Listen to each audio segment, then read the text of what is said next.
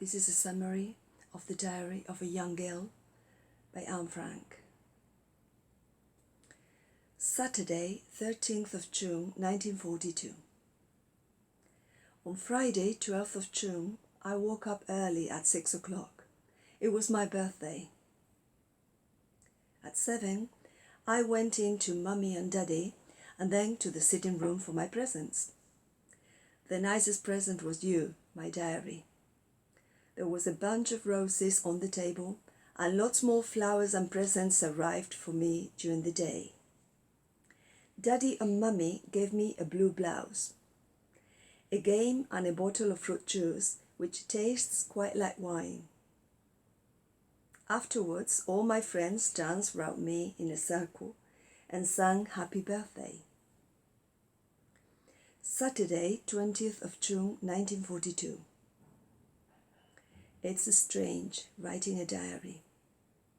Of course, I've written things before, but who will be interested in the thoughts of a 13-year-old schoolgirl? Well, does it matter? I want to write, and I want to bring out so many things that lie deep in my heart. I need a diary because I haven't got a friend. You won't believe that I am completely alone in the world, and I'm not. I have loving parents and a 16-year-old sister, Margot, a good home, and about 30 people that I can call friends. There are plenty of boys who are interested in me too, but I haven't got that one true friend who understands me. So this diary can be my new friend. Let's start with the story of my life. Monday, 19th of July, 1943. A lot of bombs fell on North Amsterdam on Sunday. Whole streets went in the raid, and they can't even dig out all the bodies yet. They've already counted 200 people dead, and many more are hurt. The hospitals are full. Monday, 26th of July, 1943. There was a terrible bombing raid yesterday. It started at about 2:30 in the afternoon. Margot and I were upstairs, but the guns were so loud that we went down again. The house shook and the bombs kept on falling. I was holding my skate bag, but walking on the streets is as dangerous as an air raid on the annex. I know that I could really leave. After half an hour, the planes flew away, and the smell of fire was everywhere. There was thick smoke over the city like fog. Later, after dinner, there was another raid. The bombs came down again like rain, and we heard from British reports that Schiphol Airport was bombed. We could hear the noise of the planes all the time, and we were very frightened. My legs were still shaking when I lay in bed that night. At midnight, more planes. I ran to Father's bed and did not fall asleep in my own bed until 2:30. But at 7 o'clock in the morning, we heard some wonderful news about Italy. Mussolini has gone, and the King of Italy is leading the government there now.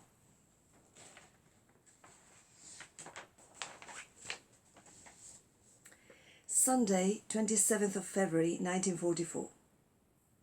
I think about Peter from morning to night. I dream about him and see his face when I wake up. I feel that Peter and I are not really very different, although we seem to be on the outside. We both have strong feelings inside, which are difficult to control. Neither of us feels that we have a mother. His mother isn't serious. Mine is interested in my life, but she doesn't understand me at all. Saturday, 18th of March, 1944. I've written so much about myself and my feelings So why shouldn't I write about sex too? Parents are very strange about sex. They should tell their sons and daughters everything at the age of 12. But instead of that, they send them out of the room when anyone talks about sex. And the children have to try and find out everything by themselves. Then, later, the parents think that the children already know it all, but usually they don't. Soon after I was 11, they told me about periods, but I didn't know where the blood came from or what it was for. When I was 12 and a half, one of my friends told me some more. She told me what a man and a woman do together. Well, I had already guessed. I was quite proud of myself. She also told me that babies don't come out of their mother's stomachs. Where everything goes in is where the baby comes out. Children hear about sex in bits and pieces, and that isn't right. Although it's Saturday, I'm not bored. I've been up in the attic with Peter. I sat there dreaming with my eyes closed, and it was wonderful.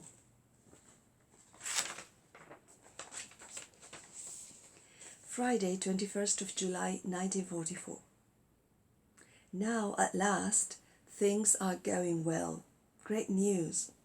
Somebody tried to kill Hitler. And it was actually a German army official who tried to do it. This shows us that many of the German soldiers have had enough of the war too, and would like to end it. Tuesday, 1st of August, 1944. I'm two people really, as I've often taught you. One side of me is cheerful and amusing, and enjoys a kiss or a rude joke. This is the Anne that people know, and they will be amused by me for an afternoon, but after that they've had enough of me for a month. No one knows that the other side, the better side of Anne. It's deeper and finer. But the first Anne always shows herself and won't let the second Anne out. I try, but it doesn't work. It's because I'm afraid. Afraid that people will laugh at me. Of course people laugh at me now, I'm used to it. But they laugh at the amusing, light-hearted Anne. She doesn't care, but the deeper Anne is too weak for that. If I make the good Anne come out even for 15 minutes, she won't speak and allows Anne number 1 to talk. Then, before I realize it, she's disappeared again. So the nice Anne never comes out in front of other people, but she's almost always there when I'm alone. I would like to change, and I'm trying hard, but it's difficult. If I'm quiet and serious, my family thinks I'm ill. But I keep trying to become what I would like to be, and what I could be if only there were no other people in the world. Anne's diary ends here.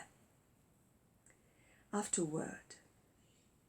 On the morning of the 4th of August, 1944, a car arrived at 263 Prinsengracht, the address of the secret annex. German and Dutch police arrested the 8 people who were hiding in the annex. Somebody must have told the authorities that they were hiding there. They also arrested 2 of their helpers, Mr. Kugler and Mr. Kleiman. Miep and Beb were not arrested. The police took all the money and anything valuable that they could find in the annex. Miep later found Anne's diary in the building and kept it safely until after the war.